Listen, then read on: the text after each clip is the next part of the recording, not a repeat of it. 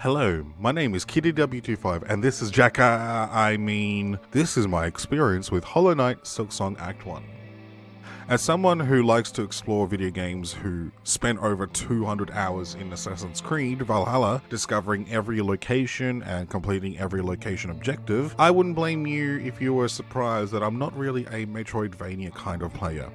I never got to play either Metroid or any of the Castlevanias growing up. Half of my childhood was spent in Bali, where quality of life for the middle class is a lot closer to being in a third world country than the gentrified areas where all the tourists went. The only gaming console I can remember my family having was an old, possibly second-hand NES, and I think we only had one cartridge for it, and for the life of me, I cannot remember what that game cartridge was at all.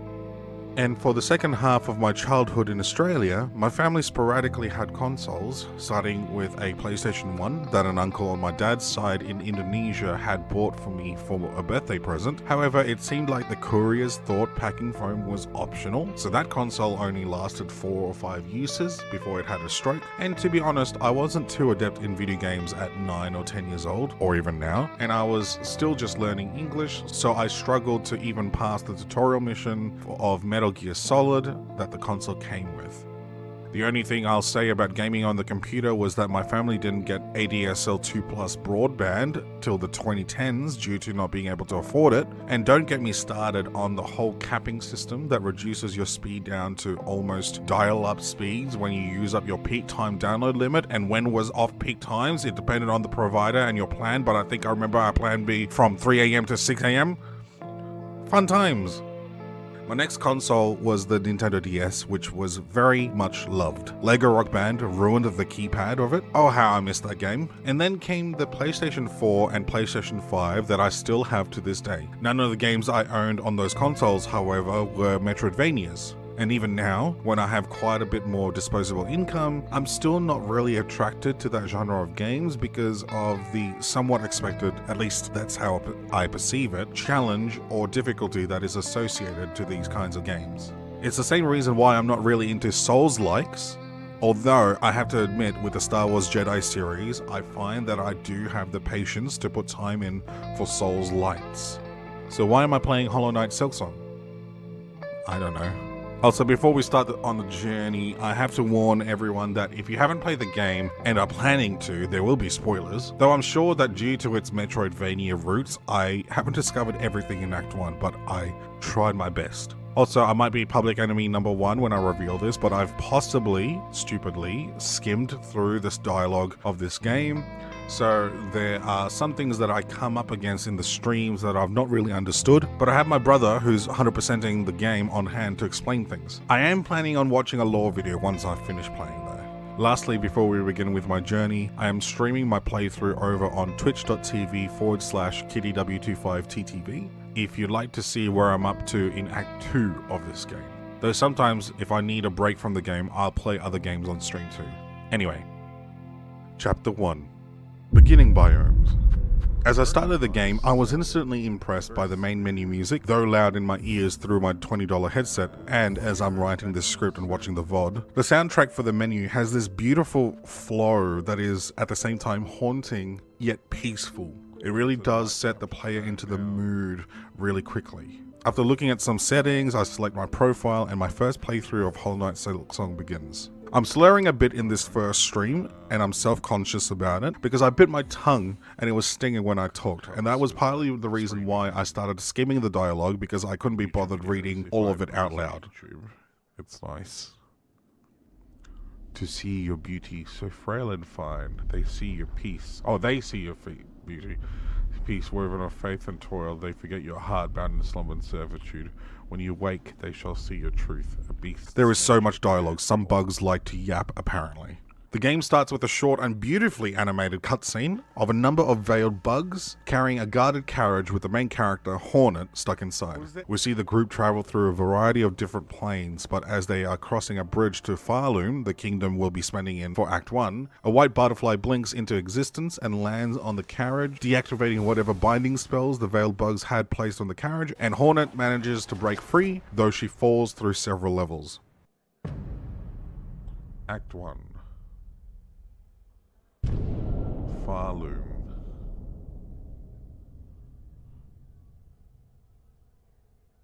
It's very cinematic already.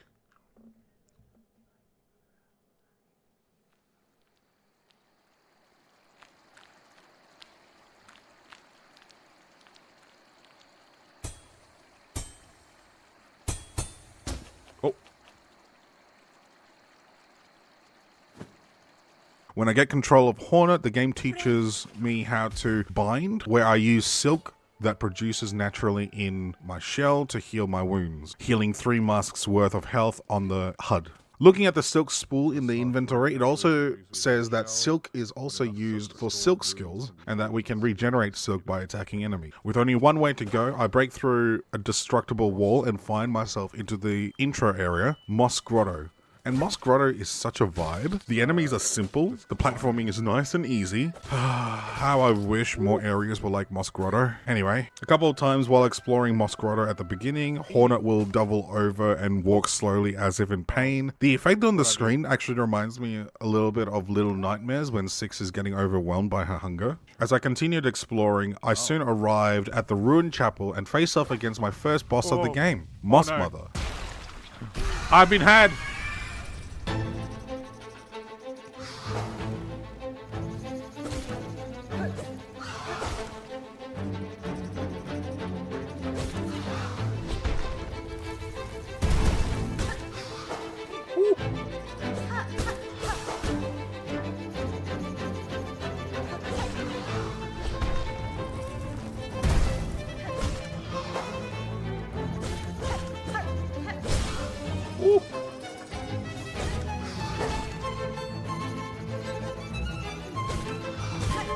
Ow!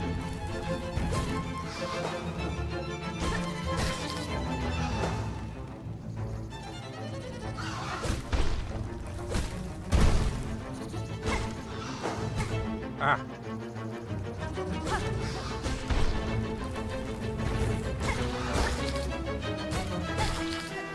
I make a couple of silly mistakes, but I'm glad to say that I wonderfully didn't die on the first boss. After climbing out some more, Hornet collapses due to her hunger and is woken up by a friendly old bug named the Chapel Maid. The Chapel Maid reveals that the veiled bugs that kidnapped Hornet were from the Citadel, a holy place at the summit of Farloom, and now knowing where the veiled bugs are from, Hornet is determined to go to the Citadel to complain to their manager. Impressed by Hornet's determination, the Chapel Maid warns Hornet that she should keep her weapon drawn as there seems to be a curse in Farloom, with the ascent to the Citadel being a dangerous one, as no bug who tried have returned to tell others of what they faced.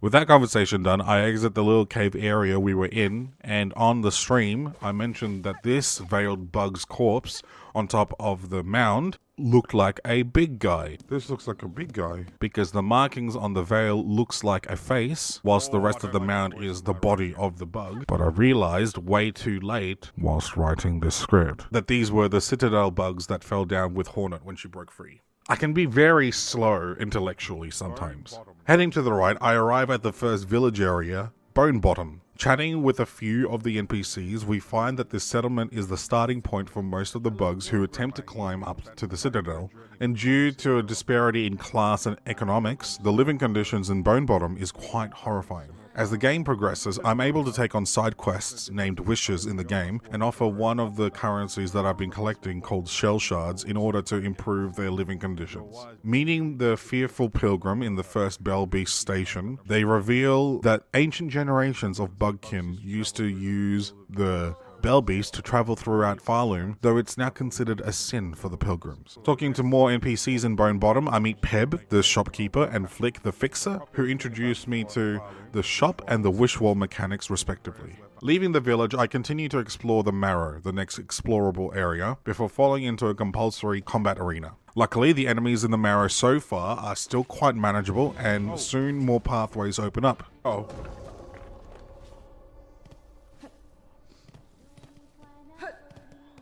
I don't like these voices in the distance. Hearing his voice in my ears, I quickly find Sherma standing in front of a locked door singing his beautiful song. Sherma is a pilgrim who is on his way to the Citadel, and he has the belief that through singing, a lot of the blockades in his way to the Citadel can be taken care of. He's cute. He's Sherma. He's best boy Sherma. Exploring the marrow a bit more, I soon discovered that the gate blocking Sherma's way is controlled by a lever on the other side, which we get access to by dropping down the opening in the combat arena from earlier. We open the gate and Sherma mistakenly believes that his singing of praises was the thing that opened the gate. He's stupid. He's cute though. That's why he's best boy Sherma.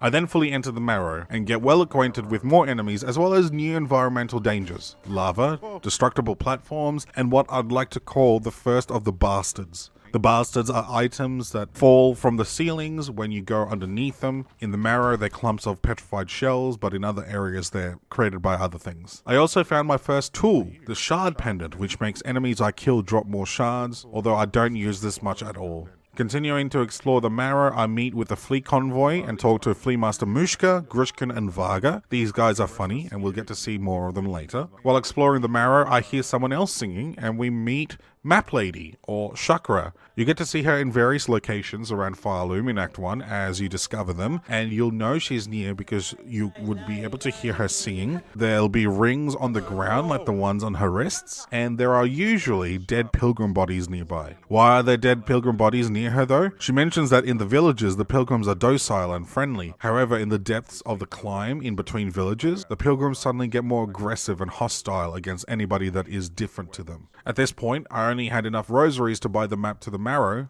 but we'll be able to get more soon. Oh, and also rosaries is the main currency of the game. It's a big deal. As I continue to explore to the left of Chakra, I'm back in the Moss Grotto biome, but this is where I encountered the first hostile pilgrims. And at first they seem normal and prayerful before being basically possessed by some string and becoming hostile. There's another silk user somewhere. These guys are quite simple to take care of, and I find myself back in the same area as Chakra and unlock the shortcut to the bench nearby. I have a goal to save up for a quill, which means that whenever I sit on a bench, every area that I've discovered so far will be filled in the map, as the map from Chakra originally is quite bare bones and empty.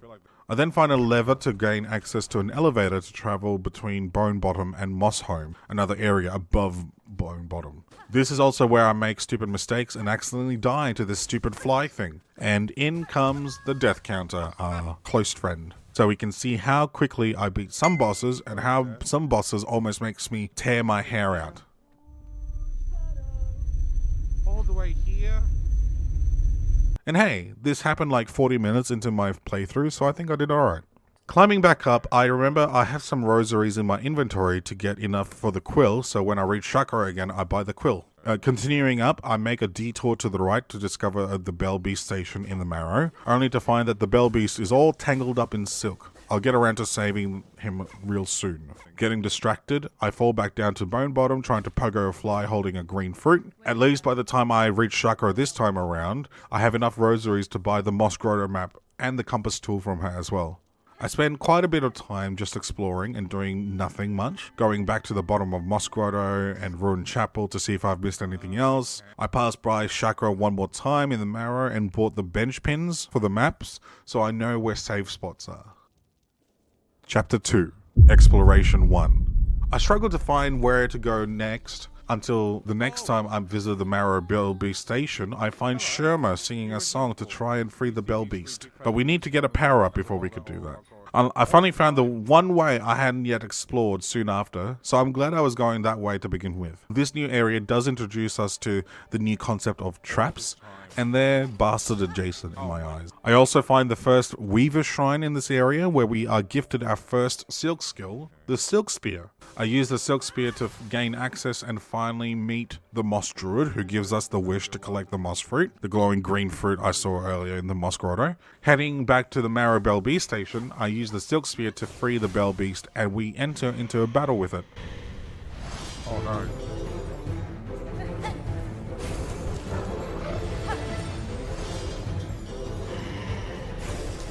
Oh.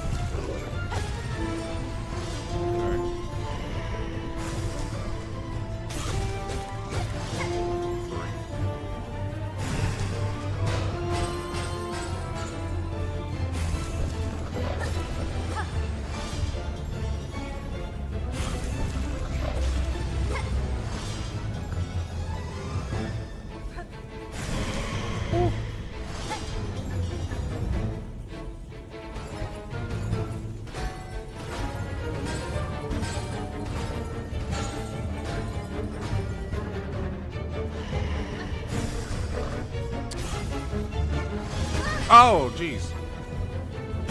Oh.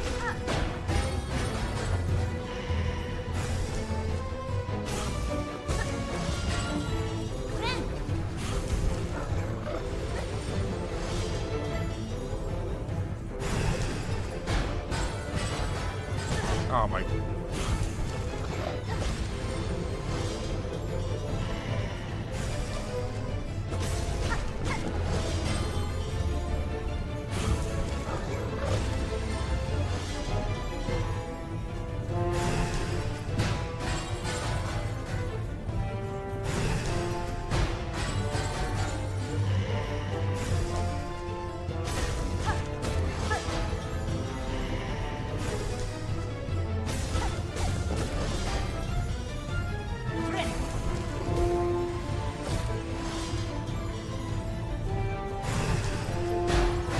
Ah!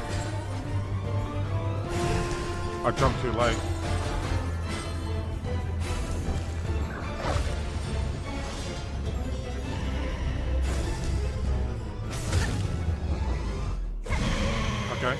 Okay. Though I'd nearly die a couple of times due to some really stupid mistakes, I do end up beating it first try, and after a short platforming sequence in a dreamscape, I consumed a silk heart, which means that one segment of silk regenerates automatically without me needing to hit any enemies. With the Bell Beast now tamed, we can call on it as we unlock more and more stations to fast travel throughout the different regions in Falum. Nearby to the right, I also rang the first bell, of 5, though I didn't know that at the time. The ringing of the bell unlocks the right hand side of the marrow to explore, so I explore it. This new area introduces the new environmental danger, which is the explosive ore, but the explosive ore does open up access to new areas with some pretty good stuff, as well as the red bulbs. Bulbs are the new addition to platforming, where you can pogo on the bulbs and other variations by swinging downwards to get to higher locations. More on the pogo attack when I talk about crests later. And especially with Hornet's default downward slash where she goes diagonally, it definitely needs a little bit of time to get used to. Around this time, as I was wondering where exactly on the map I was, my brother on stream, his name is Small Kira, lets me know that the compass tool makes your location on the map visible when you look at the map. I hadn't realized it yet since I've been skimming and not really been paying attention to things by this point. I then accidentally discover the entrance to Hunter's Marsh and suffer my second death from attempting to fight this big guy, a Scar Guard.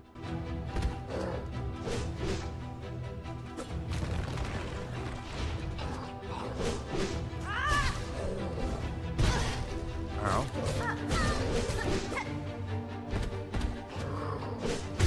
Ah! Death 3 happens on the way back up to the Scar Guard, and Death 4 is during the second attempt finding the Scar Guard. Editor Joel here.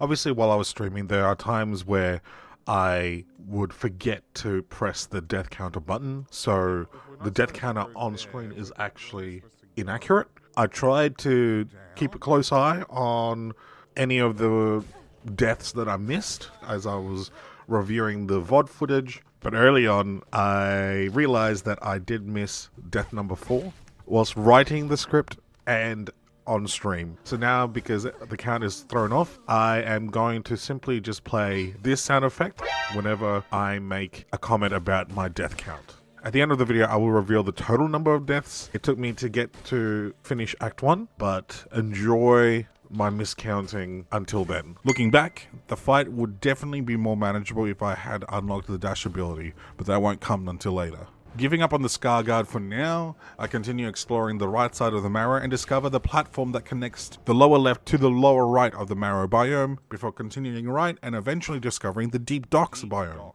I meet Chakra, who now has moved into Deep Docks since I discovered the area, and since I have no rosaries at this point, I just continue to explore. Exploring Deep Docks, I find another entrance to Hunter's Marsh, and I manage to survive my first combat arena in the area.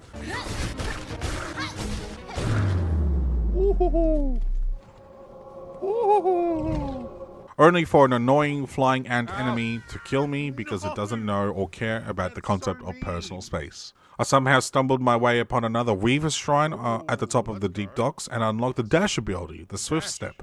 Although it won't be a while till my brother tells me that I could actually use the dash in mid-air to help with some platforming. So here's an uncut section of my stream where I legitimately and genuinely concentrated so hard to do a sprint jump, but it never worked.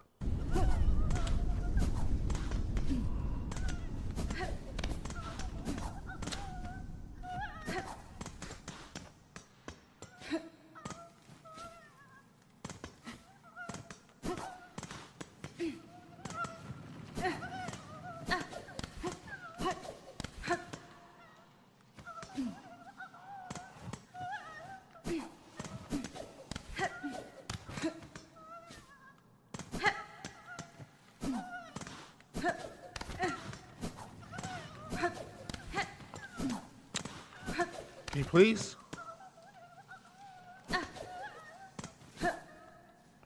I can't be bothered.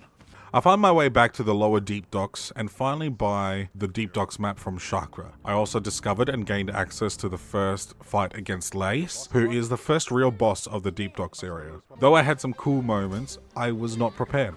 I have to say though, the fights and deaths with Lace is the beginning of a gripe that I have with the world design of the game, and that is the run back. This might be a normal thing for Souls-like and Metroidvania games, I don't know, but it sucks. The run back to the same arena, sometimes whole minutes away, followed by the first stun, quote unquote stun, at the start of each fight attempt when they scream or growl and you can't move. Once you rack up some deaths, it just gets annoying and tiring, and I wish we could just start the fights straight away. Luckily, for my sanity, the first Lace boss fight only took me 5 attempts, so I hadn't started getting frustrated by the repetitiveness of the run back as much this time around.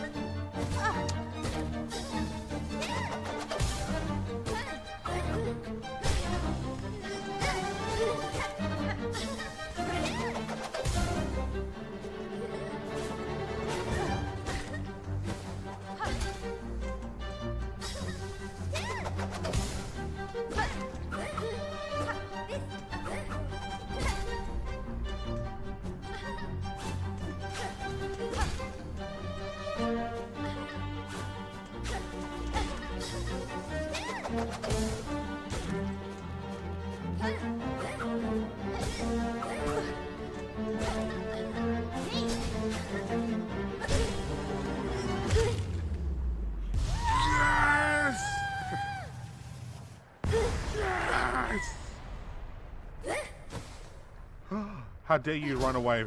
After beating Lace, I find myself in the second bell area, and the second bell was rung. This bell opens the way to the next biome, the far fields, where I quickly died due to a couple of ants. The ants would kill me once more in the next attempt due to some silly mistakes, and learning my lesson, I grabbed the cocoon and vowed for revenge at a later date, deciding to bypass the 2 ants by going underneath their platform. The next area introduces what I call the upward winds, but we haven't unlocked the power up for this yet, so it doesn't really matter yet. I meet Chakra, and since I'm pretty much always poor, I'm unable to buy the Farfields map yet. I continue to explore the Farfields until I made my way over to the large balloon hut and meet the seamstress. This NPC gives us the wish to gather 25 spine cores for an upgrade, and once again, reading is not my strong suit at this point, and it isn't until my brother tells me that these explosive floaty guys are the ones that gives me the spine cores I need to collect by hitting the ones that get lodged in the environment. The wish is pretty easy once you know exactly what you're supposed to do, and when I hand the spine cores over to the seamstress, she upgrades Hornet's basic hunter's cloak to the drifter's cloak, allowing Hornet to glide in the air when you press jump again when she's jumping, and it allows Hornet to ride up the upward winds for greater exploration. And explore I did. After I had my fill, I started to make my way back through where I came from, and I didn't mention this before on the way in, but this section basically jump scared me when the robot in the background turns on and we get an impromptu boss fight against the 4th chorus.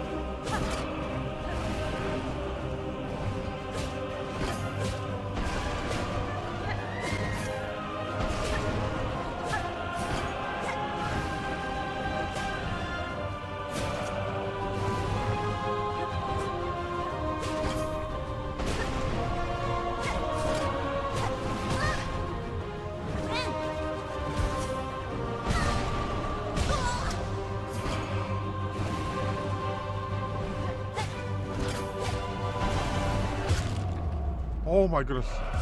Last. I managed to first shot it. Now, according to my brother afterwards, you can actually intentionally cheese this fight by using the upward winds to get on top of the arena and knock lava onto the fourth chorus, causing damage, but I didn't do that in my playthrough. Though there are moments where I believe I should have died or gotten damaged. Luckily, it didn't register in the game during the playthrough live on stream, so I first tried the fourth chorus. Let's go! At this point, I had enough rosaries to unlock the bench in Firefields, but unfortunately succumbed to a couple of ants for death 14. And let's not talk about death 15 as well, that's embarrassing. And while I was exploring the Firefields, I broke my way into Greymoor, as of yet the most annoying area to explore for me. The bird enemies in this area and the bird combat arena are so annoying to go against. Death 17 comes from this big birdie boy, and after running back and collecting my cocoon, I finally beat the big birdie boy, but I decided to end my first stream there. Alright, I'm gonna call it a night. Thank you so much for everyone who watched. Chapter 3. Struggle. Stream 2 begins quite innocently as I found myself confident enough to start exploring Greymoor. As I had taken a quick look to the right of Greymoor at the end of last stream, I decided to venture to the left side of the biome this time around. And let me just say, any enemy variant that jumps backwards and shoots projectiles suck. Death 18 quickly happens as one of these enemies Kobe'd a bell at me while I was preoccupied by Big Staff Boy, but I soon discovered the halfway home and met Krage and New, the latter of which handed me a hunter's journal and a wish to discover, kill 100 enemy types in Farloom. A wish I was pleasantly surprised I was already around 37% through at this point. Next, to the left of halfway home, I stumbled into a compulsory combat arena and was quickly taken down by an enemy I had never faced before. And because I stupidly didn't sit on the halfway home bench, I had to make my way back up to Greymoor once more and finally learnt about the rosary string stations scattered around, where you use 80 rosaries to turn into a string that holds 60 rosaries that you won't lose if you die. Let's blame capitalism for that loss in the conversion rate. Once I reach the halfway home again, I make the smart decision to sit at the bench so that I wouldn't have to run back if I died again. This time, I survive the combat arena and continue my exploration to the left of Greymoor. I get scared by something in the background squealing and flying away, definitely an upcoming boss. And climbing up this section, I get my first glimpse of the first helpful in-combat NPCs. These are Garmon and Zaza, and though I don't speak to them until later, quick rundown on their lore that I kinda skipped during the stream. Garmon and Zaza are on a quest to find a new home. Death 20 occurs when I continue exploring Greymoor and failed in my fight against one of these clock tower looking bugs. I forgot to press my death counter button, so keep in mind that you have to +1 every time you look at the death counter, as Death 21 happens on the way back to the clock tower guys, only I didn't quite make it. Death 22 happens because of a rat, for realsies. Looked it up and found that they called mites, it's a better name, and the clock tower boys are called silk snippers, but I like my clock tower name better. My brother did question why I kept fighting the Threadraker, this dude, and I couldn't really give him a good answer at the time, but at least I eventually learnt their attack patterns and got better with dealing with them. Oh, and according to my brother as well, afterwards while writing this script, Team Cherry removed this particular Threadraker in a recent update, so that's quite interesting. I found at this point that we have to go up and over to continue to the left, which meant that I had to keep going against the clock tower boys. The first fight didn't go so well, and Death 23 was caused by a mite, again, when I tried to farm silk by going back and forth into the area. Still having a bad time, I made the executive decision to skip the first clock tower boy behind, only to get the rude awakening that these guys can jump up or down platforms if you run past them. Death 24 is caused by a mite soon after. I managed to slip past the enemies this time around, and instead of going higher, I decided to check what's to the right around halfway up, and I finally get to talk to Garmon and Zaza, unlocking them as ally NPCs during certain battles. Going to the left once I reach the top, I am trapped in a section of map with multiple clock tower boys. Luckily, not at once, but at this point I was still not used to their attack patterns and still struggled.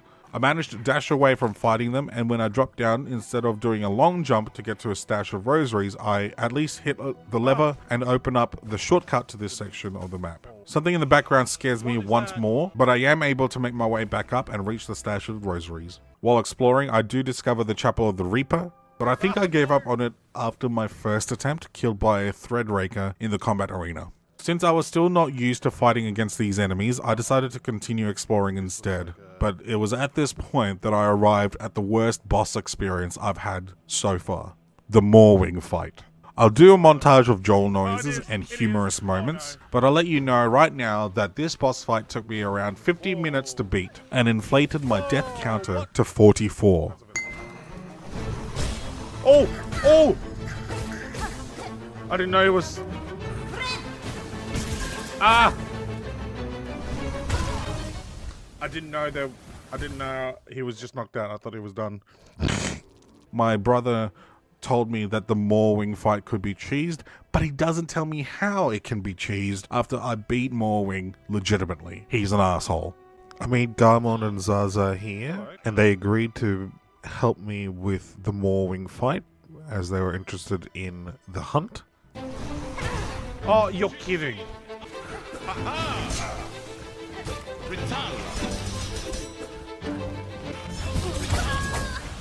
You're kidding.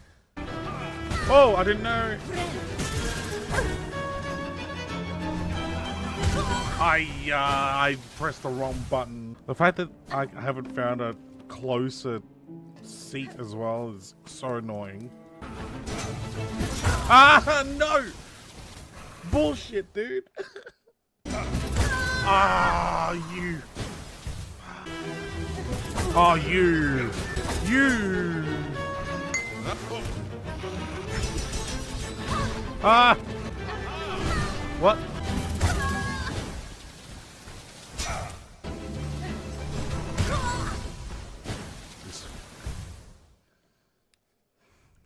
This is why I don't play these games.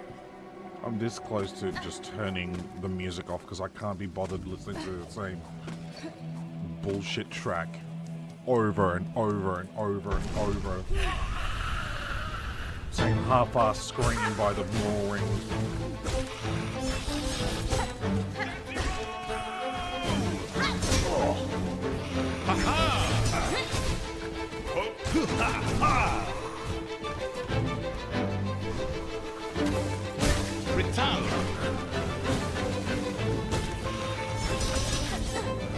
How did that miss? How did that one miss? Game.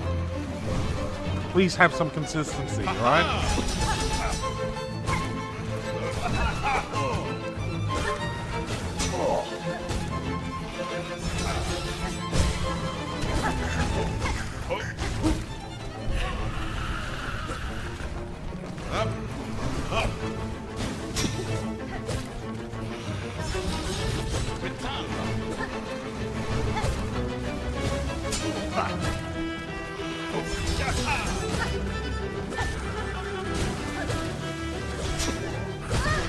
How did that hit? How did that hit? How did that one hit?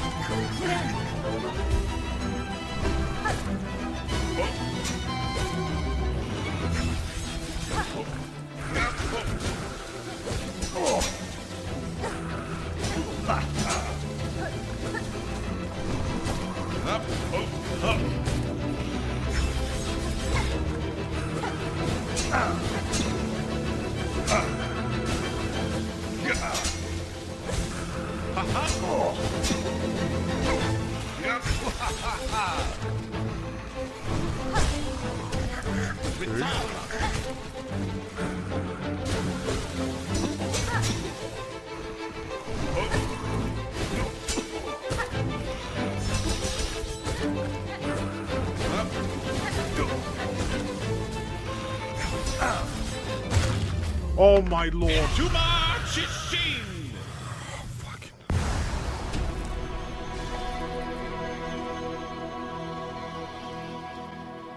Haha.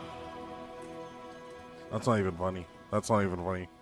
With the Morwing boss fight finally over, I reach Bellheart where my brother told me to quit to the main menu after sitting on the bench, which gives players a little Easter egg to a similar moment that happens in the original game.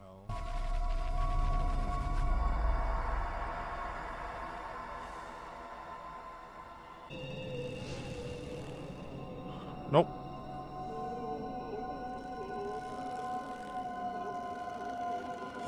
Nope. What, save here? And then... Oh, okay. Is this a reference to the first game? Chapter 4, Exploration DOS. After unlocking the Bellby station at Bellheart and not looking forward to explore unknown lands for a little bit, I decided to return back to Bone Bottom only to find that Flick the Fixer had managed to finish building the wish board, and I started on all the available wishes, completing Bone Bottom repairs straight away. After some time, I complete the Garb of the Pilgrim's Wish, as well as the Volatile Flint Beetle's Wish, and when I returned back to Bone Bottom, a new wish called Life-Saving Bridge was available, and I complete that straight away with my surplus of shell shards. While exploring the Marrow and seeing if there are any other areas that I could now reach, I find the straight pin, which would be quite a useful tool in the future. Still not ready to continue with the main story, I decided to return to the deep docks and continue exploring that area, and while I was trying out the straight pin on a Scar Scout and a Scar Stalker, death 45 occurs. Once again, I forgot to press the death counter button, so it's now +4, whatever you're seeing on screen, and I really need somebody to audit these and pick up on it while I'm streaming. Part of the reason why I'm exploring is also the fact that I haven't seen Chakra in a while, and there are still areas that I haven't bought maps for. I do make my way to the Deep Docks Bellby station and unlock that, as well as discovering a destructible wall that leads me to finding my second flea for the Lost Flea's Wish. As I continue discovering Deep Docks, I find myself in a combat arena, which I managed to beat first try. Hadn't had that small victory in a while. I also met the Forge Daughter for the first time during my exploration at this point. Don't worry, I completely forget about her. Might visit her again at some point when I stream next though. I do purchase the Magma Bell from her, which I believe does save me a couple times during this section of the Deep Docks, where I find my first Silk Spool fragment as well. After not being able to reach any more areas, I make my way to the far fields and continue exploring there. I find the warding bell there, though I don't use it for a while, but it is quite helpful by shielding you when you heal. Death 46 is due to this vicious Carinid, and I'm just going to blame my fatigue for the fact that I once again forgot to press the death counter button, so that's +5. My brother then saves me from wasting way more of my rosaries in the future by telling me to ruin this scammer's door mechanism, and I return back to Greymore after not having much more luck exploring the far fields and finding myself in an okay spot rosary wise. I unlock the Greymore Bellby station and discover the destructible wall nearby, though a Might Mother hands me my 47th death. +6. I'm really disappointed by past Joel not pressing the button. I finally return to Bellheart and make the decision to explore Shellwood at this point, and let me tell you, the Pond Catcher and Splinter enemy variants are some of the most annoying in the game up to this point. While going through Shellwood, I find myself in another compulsory combat arena where a Splinter kills me quite abruptly, death 48. The Pond Catcher causes death 49 on the way back to the combat arena. I do find another useful tool, the long pin, by destroying this wood wasp nest and almost dying to them, but I do end up using the long pin quite often. Depending on my mood, I swap between the straight pin and the long pin. Once again, a Splinter kills me in the combat arena, which is officially my 50th death in the playthrough, and if I had been on top of my death counter game, I would have celebrated this milestone, but that won't come till later. Also, in the frustration, I once again forget, but I remembered after finishing the combat arena, so we're still sitting at +6. I finally meet up with Chakra. However, since I've suffered through a few deaths without being able to collect my cocoons getting here, I'm sitting on a measly 39 rosaries. Not even enough for Chakra's cheapest map additions. And whilst exploring, I accidentally ran into this covetous pilgrim, and the death counter is now at 45. +6. I go back to Greymore and discover some rosary stashes before finally returning to Shellwood and accidentally meet Greyroot, who gives me the right of the Polyp Wish, which gave me a lot of trouble later on. I don't complete it till I've started Act 2. Misunderstanding the right of the Polyp Wish, I died to these wood wasps and once again forget to press the button, so now we're at +7 and a total of 52 deaths. Now with only enough rosaries for one map, I decide to buy the Shellwood map since that's the current area I'm exploring. I do find another lost flea, though these Polynicas are horrible and they cause death 53. At this point, I was struggling to keep up with my death counter and added an extra death, so we're back down to +6 at least. I also find my first mask shard in this section of Shellwood, which was nice, though due to controller issues, legitimately, the left joystick is quite finicky. Instead of pogoing on the white bulb, I swing normally and fall into the thorns, which cause Death 54. And oh, look at that, I forgot to press the button again. Back to +7. The same covetous pilgrim from earlier kills me soon after, Death 55. However, I do manage to make it across, unlock a bench, and make my way to a higher point on the Bone Bottom map that I hadn't discovered yet, and then I find myself in the Wormways, my next attempt. I managed to find chakra in the Wormways once more, and using some saved rosary strings and necklaces, I was able to buy the Wormways, Bellheart, and Greymoor maps from her. Very big wins. This is also the first time I met with the Claggerer. This is also the first time I met the Craggler. Apparently you can kill this guy. I have yet to do so. Continuing to explore, I find my second mask shard here, and for the last 15 to 20 minutes of the second stream, I returned back to Greymoor and made several attempts at the horrible bird boy combat arena. Here's some dishonorable moments of those attempts.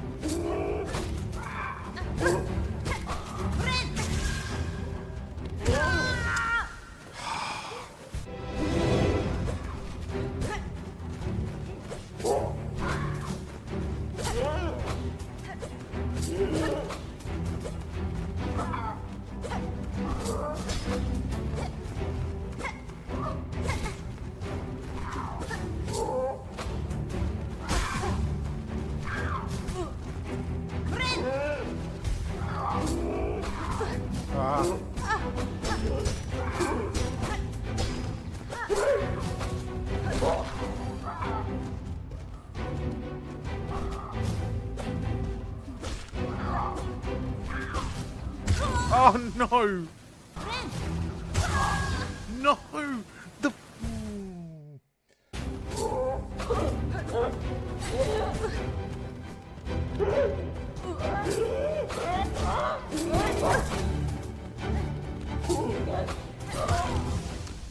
I thought I was at the end.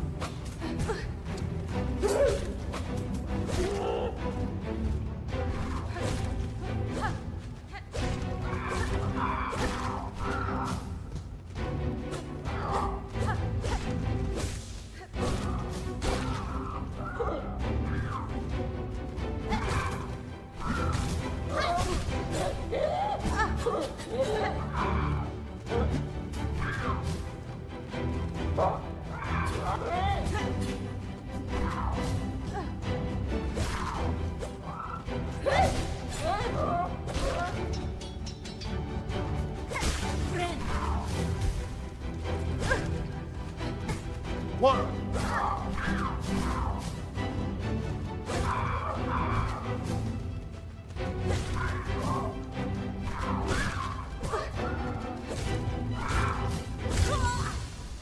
And at the end of the second stream, I am sitting at 60 deaths and feeling quite low at the prospect of ever finishing Act 1 of this game. Chapter 5. Real Progression. Stream 3 started off with some personal reflection on my attitude in the previous stream during my struggles with the Moorwing boss fight, and I am more determined in continuing the main storyline. I continue exploring Shellwood, discovering some little shortcuts along the way, before I stumble upon this combat arena against Sister Splinter. At this point in time, I realize the importance of not being so frugal with the dash ability when it comes to combat and exploration, so you'll see me start using my dash more often from this point on. Looking back, the Sister Splinter fight is one of the simpler bosses. The real danger that she poses is the move where she brings the spiked vines down and limits your space. But Sister Splinter definitely has one of the easier attack patterns to observe and look out for. That doesn't mean that I was able to take her down on my first try though. On my way back to Sister Splinter on Life 62, though it takes me a while, I managed to get my first pull-up heart for the Rite of the Pull-up Wish. At Life 65, to shorten my sprint back to Sister Splinter, I finally had enough rosaries to buy this bench.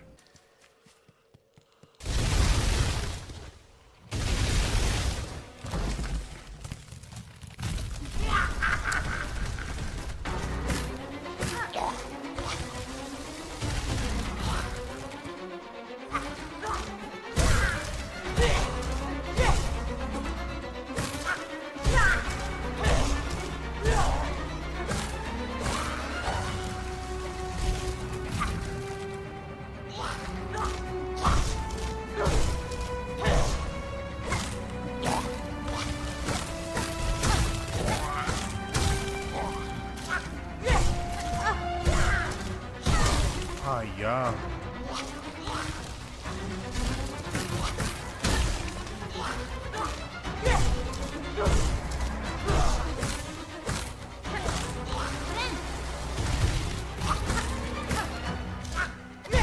What?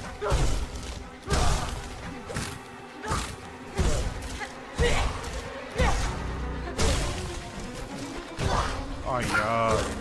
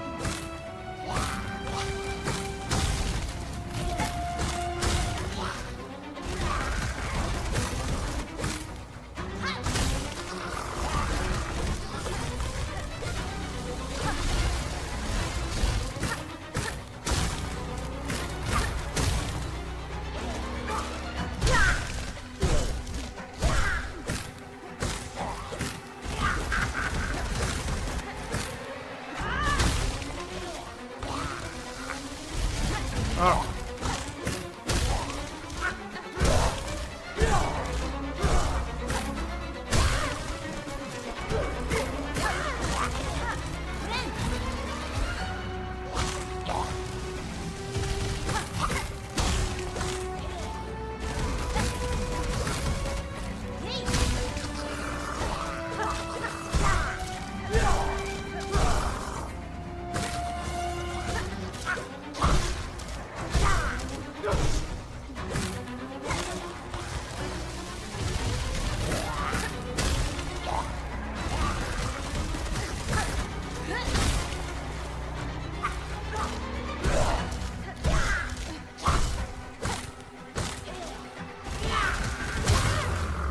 Oh! Third go? Not so much my third go, instead it was my fifth, but I felt very proud that I was able to have a fresher approach to the Sister Splinter boss fight compared to my experiences with the Moorwing. This section of Shellwood, with all these Garlias, were really annoying though, causing my 65th death, and in my next attempt I utilised the long pins I had equipped to be more successful in taking care of the earlier Garlias so that I had more health in the section that got me killed. Finally, reaching the top of this section, I find another Weaver Shrine, which gives me the Cling Grip power-up, which is a wall jump, allowing me to access more areas of the map. Now with the wall jump, I'm able to get up here and gain access to the Belvane tunnels above Belheart. Even though it's dark and quite cramped, the only enemies that spawn in these veins are Firms, the small boys, and the Winged Firms, the big boys. And Winged Firms are quite useful to farm silk for free heals. And I do find another lost flea in these tunnels, and after feeling satisfied that I had discovered all the tunnel's secrets, I drop down this hole and find myself in my next boss encounter against Widow, a disfigured spider that's captured and held the citizens of Belheart hostage. My first attempt against Widow is abysmal, as I was a little too cautious while trying to study her moveset. And even though I do some silly mistakes, I do end up reaching the second stage of the Widow fight in my next attempt and experience my first fake out as the game acts as if I had finished the boss fight, only for Widow to pull an Uno reverse card and start the second stage. Widow's second stage is slightly higher paced and feels a little bit more random with what move from her moveset she'd do next, but in my experience, it felt like she was relying more on throwing bells at the player, and these diagonal bell attacks were so annoying to dodge, as you may have noticed. I don't really parry much because I can never get used to going for a parry. The only times it's happened so far in the footage are flukes. It wasn't until Life 71, on my last health, I was able to finally beat Widow and unlocking the needle and power. Always away.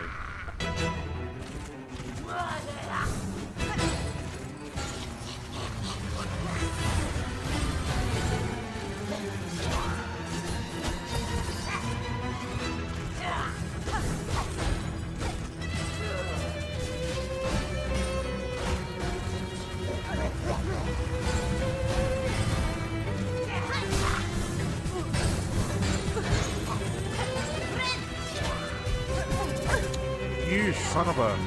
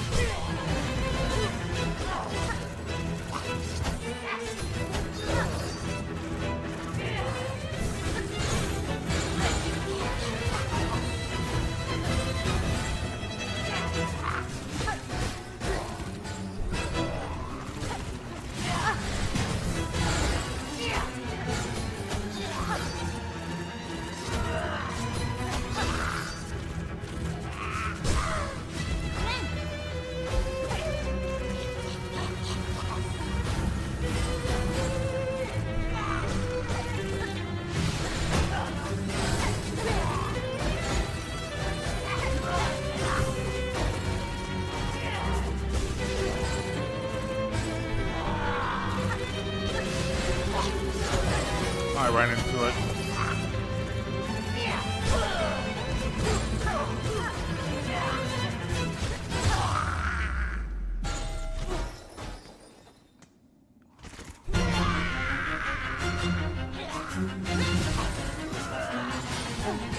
Oh.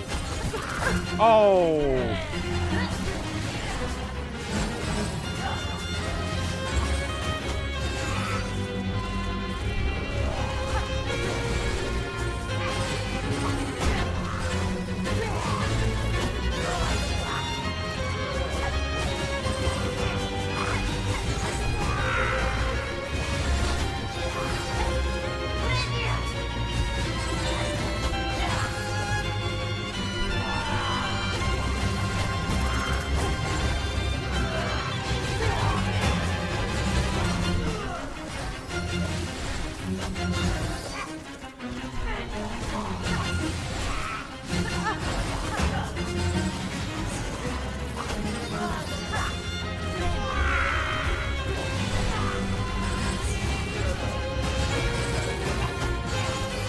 Ah!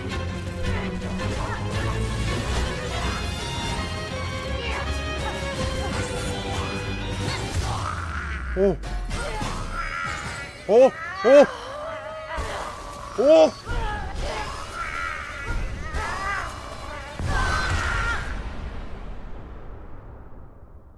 By using your silk, you can turn your needle into a needlein and play music. If you play needlein to some NPCs and some dead bodies scattered around the world, you get some extra lore tidbits and unique interactions. Playing the needlein will also open up some weaver nest areas dotted around the map as well, but more on that later. It's in this section of dream platforming that my brother finally revealed to me and my stupid monkey brain that we could use dash more often than I expected to make platforming a lot easier. After coming back to the real world and freeing the bell from the silk, I ring the third bell and free the citizens of Bellheart. I go down back into Bellheart and see everyone normal and happy. And seeing that Bellheart has a wish board as well, I go ahead and say yes to all the wishes available, which were silver bells, my missing courier, and crawbug clearing. I also met the relic seeker, Scrounge, and hand them the 2 bone scrolls I had collected so far. He gives you quite a sum of rosaries when you sell the relics to him, so that's pretty cool. I visited Pinmaster Pliny next and was able to get the needle's first upgrade for free. Pliny gives us the Pinmaster's oil wish and only gives us the hint that there's some oil that can be found somewhere in the Citadel to unlock the next needle upgrade. Returning to Shellwood with the wall jump, I continue exploring and manage to find the second polyp heart and have enough rosaries to unlock the Shellwood Bellbeast station. And once again, I return back to Bone Bottom, buying the magnetic brooch, a top tier tool as it helps you collect rosaries after you kill an enemy, and I also take up the terrible tyrant wish. I make my way back to Moss Grotto as I remembered seeing a weave nest door that I can now unlock, but I stumble upon the Chapel of the Wanderer by using a simple key to unlock the Bone Grave area and get distracted by it. As per normal, I don't manage to clear the combat arena in the chapel and die, but determined to finish it, I make my way back and reattempt the chapel. After a few more tries, death counter is now at 66 plus 7, I finally managed to complete the combat arena and unlock the Wanderer crest. Which is probably a good time to talk about the crests. Crests in Silksong are equipment that allows Hornet to change their moveset as well as what types of tools you can equip at once. These changes in the moveset include how fast you can spam your swings when attacking, as well as the style of downward pogo attack that Hornet does. The default crest that you begin with is the Hunter Crest, which is considered one of the more balanced movesets, but with that angled pogo attack. The Wanderer Crest gives you a faster attack speed, though your attack range is slightly shorter, and your pogo attack is a lot simpler as Hornet just swings downward in a small arc. This is the crest I would be using till the end of Act 1. Returning back to Bone Bottom, I realized that I had saved enough rosaries to buy the Mask Shard from Peb, bringing the current count to 3 shards. Chapter 6. Exploration Tiga. Now, with wall jump, I discover the location of the Skull Tyrant, the enemy I need to hunt for a wish. 7 more deaths later, I finally take down the Skull Tyrant, but instead of going back to Bone Bottom and to hand the wish in, I continue exploring. Soon after, I find this area. I'm not sure what triggered the change in the area, but there's a minigame in here where you have to hit a moving target 15 times with 3 chances. Unfortunately, I do end up wasting all my rosaries at this point, attempting to complete this minigame. My best attempt was 11, and since I didn't have any more rosaries, I decided to continue exploring. I find the entrance to Hunter's March with the big Scar Guard again, and utilizing my tools and the Silk Spear, I managed to take him down on my second attempt this time around. Hunter's March is one of the more difficult biomes to explore, as the Scar enemy types are some of the more annoying ones to fight, especially the Scar Stalker, and I do end up dying a couple of times exploring what I could. Though surprisingly, I did manage to do this combat arena on my first attempt. I meet Gilly at this weird statue spot. Don't know the lore, so not sure about the importance of this section of the map yet. And I find Chakra in Hunter's March and purchase the Bellway pins so that the stations are marked on my map, making it easier to find where the nearest Bellbeast station is. I also discovered the location of the Chapel of the Beast, though I wasn't feeling confident enough to attempt it. Next, I moved to Deep Docks, where I suffered my 81st death due to this Rolly Boy in a combat arena. After a few more deaths, I managed to hit all the annoying beast flies in one Silk Spear, which was very satisfying. Defeating the combat arena gives me access to the Mask Shard I saw earlier, and now I can take an extra hit. I finally decided to complete some more of the wishes I gathered along the way. This included the Lost Fleas, and I get a free ride to Greymoor as well as the tool, Flea Brew, which gives the player some extra movement and attack speed for a limited time. I grinded to complete the Silver Bells wish, as how many Silver Bells spawn in the Belvane tunnels is randomized every time you enter the area. After handing that wish in, I went to track down the missing courier. Though I screwed up and fell right back down to Mossholm, I do manage to get back up and free courier tip. Next, I find this locked door in between Moss Grotto and Wormways, and using some saved up strings and necklaces, I get enough rosaries to buy a simple key to unlock it. And this brings me to a section of the Wormways where I meet the alchemist Xylitol. He hands me the alchemist's assistant wish, which I complete straight away by finding the required plasmium deposits. Xylitol gives me the plasmium vial tool for my troubles. Onward to halfway home next, and I hunt some of the bird boys for the craw bug clearing wish, where I find the 4th bell that I had to ring while exploring Greymoor hunting the bird boys. And then back in Shellwood, I discover the 5th and final bell that I rang. Now, I don't know what happened with my internet at this point, but the frames did drop, and for a little bit of time, my stream disconnected only to restart again where the frames are kind of normal. Chapter 7, The Final Climb. With my third stream reconnected and frames back to normal, you might be thinking, hang on, this wasn't where he was at the end of the last clip. That's because at the end of the last clip, when my internet committed temporary seppuku at the very start of Blasted Steps, only after an unknown number of minutes, I didn't realize the stream had died at some point until later, did the stream start back up, and at that point I was already starting on my climbing journey through those Blasted Steps. Luckily, you guys didn't miss out on any deaths, so you didn't miss much. Like always, every time there's a new biome, I take my time and am very cautious, barely using the dash ability as I didn't know what could be there right beyond the borders of the screen. Continuing up the Blasted Steps, I meet the first flying conch enemy, the Drisnet, some of the most annoying enemies ever created, ever. Because, 1, it flies. All the flying enemies are annoying in this game. 2, it loosely floats a certain distance away from you when you try to hit it, making you miss, which is just the most annoying bullshittery thing to do. The crawbirds, the pond catcher, and now the Drisnets, they all do it. It's so annoying. And 3, those diagonal attacks. I do meet Chakra soon after and buy the Blasted Steps map though, so that's okay, and I continue my climb. I take a detour during my climb and I find myself in the Great Conchflies boss fight. These guys are actually not bad to go against. Although, because I miscalculated the angles and how many times the conches can bounce off the walls, I do end up getting killed quite early on in my first attempt. But because the attack patterns were so simple to me, even in that first attempt, I felt comfortable to go right back and attempt it again. And on that second try, I managed to kill one of the bastards.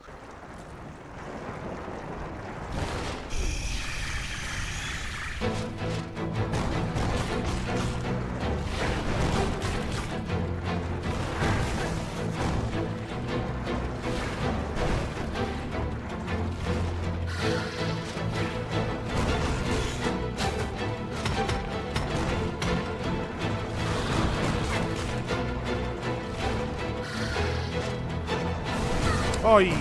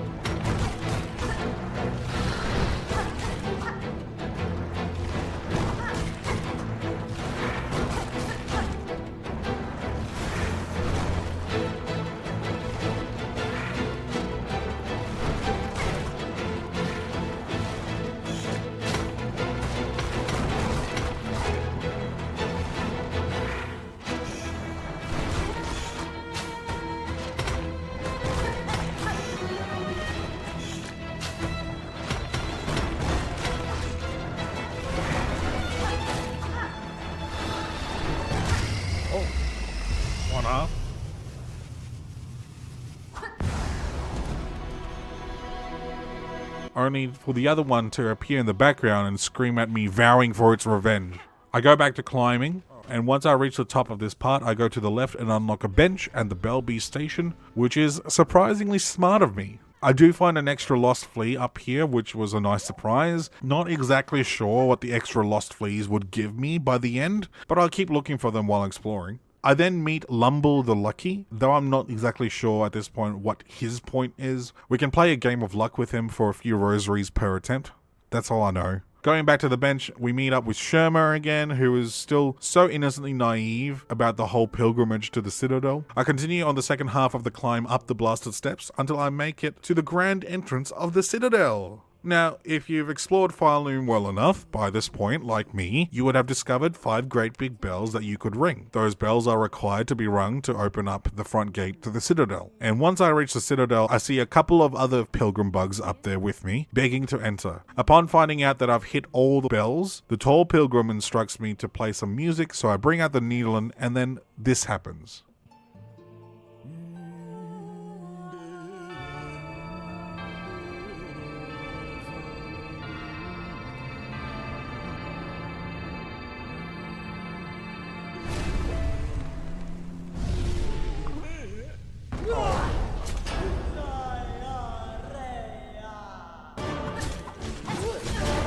Okay. You're kidding.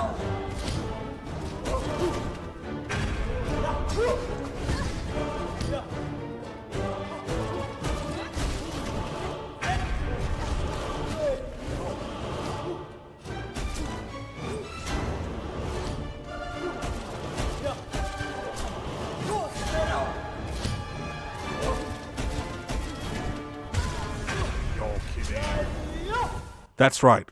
Straight into a boss fight. And not only that, the last judge even killed the other pilgrims with me. For some reason, the poor pilgrim bugs literally at the bottom of the hierarchy are told to have faith in the Citadel as a sign of hope, and when the extremely few who survived the pilgrimage up to the very front gate, they're killed off or simply just denied entry into their last beacon of hope. For my first attempt at the last judge, I thought I had something going for me, bouncing off the top of the walls to avoid a majority of her moveset, but it didn't turn out as well as I'd hope. And since at this point I had been streaming for over 4 hours, and seeing as the last judge was going to be the final boss of Act 1, I decided to end the stream for the night, rest for about a day, and come back strong for my first serious attempt at fighting the last judge in Stream 4, ending Stream 3 at 86 deaths. Oh, and I had a moment of realization right before ending the stream that I might have missed out on pressing the death counter button, so I pressed it for good measure, bringing us back to +6, whatever you see on the stream death counter. Now, before the start of Stream 4, my brother taught me his route to climb up the second half of Blasted Steps without hopefully taking too much damage, as he had been stuck on the boss for quite a while and perfected it. I had practiced it a couple of times before the stream, and I decided to practice it again a couple of times on stream, resetting back to the main menu if my health got too low. I'm not counting these as deaths, as I technically did not die.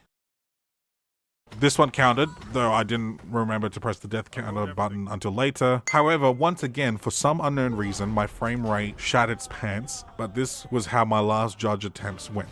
While streaming, I took this return to menu as a death for some reason, so now we're at +5 at 91 deaths.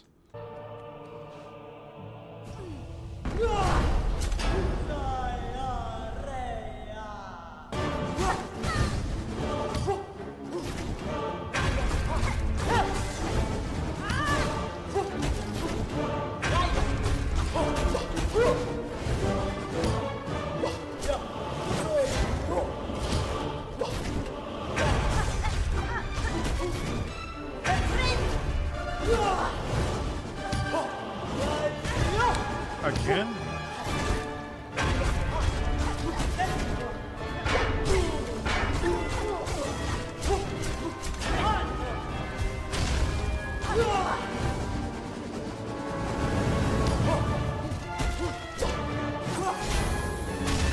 Ooh.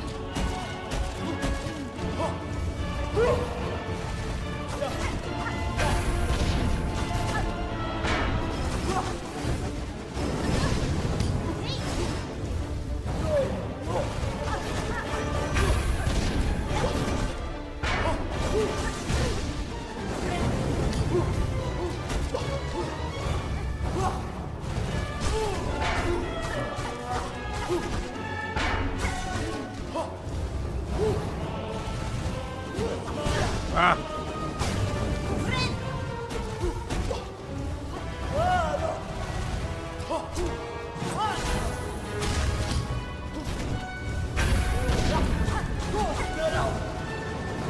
Ah, no.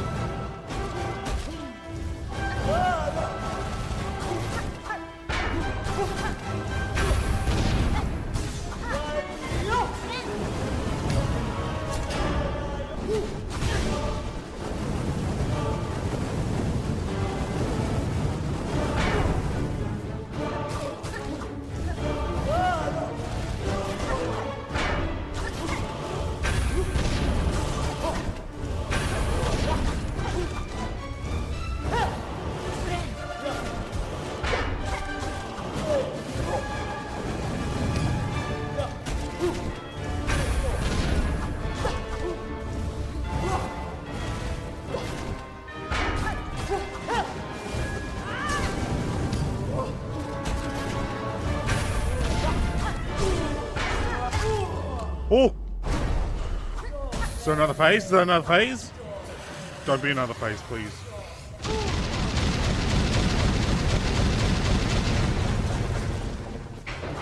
I managed to defeat the last judge at life 93, luckily missing their last explosive attack, and after only 23 minutes of attempts, which surprised my brother, who said it took him a couple of hours. He didn't have a death counter, and I surprised myself because I believed I was going to have another mauling experience against the literal last boss of Act 1. And after a short cutscene, I finally reached Act 2 of Hollow Knight Silksong.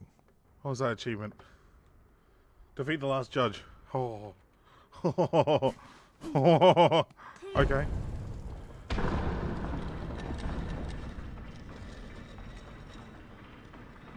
That's not bad. That only took like 8 goes, 9 goes, 7 goes. I started the stream at 80 deaths. The artwork is so good.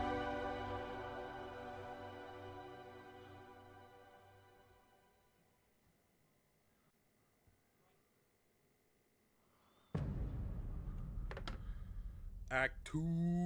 Oh man, I didn't realize it was gonna be this quick. All in all, how do I rate Act 1 so far? Like I said at the start of the video, I believe a lot of people would be very annoyed that I didn't take the lore too seriously. Even now, as I'm exploring Act 2 on my streams, I can only possibly provide you a surface level recount of the story. You have to take into account that on certain parts of this playthrough, I was struggling a lot during gameplay and frustrated. And when you're frustrated, you're not really that accepting of going through some pretty heavy amounts of dialogue with characters that you only have a low level of connection with. It's definitely a masterclass in music and atmosphere though. The Moorwing teasers before you actually face it in that drab, kinda dark Greymoor area legitimately jump scared me. The growl of revenge the other great conch did before scurrying off still gives me some anxiety of when I'm going to face off against it next.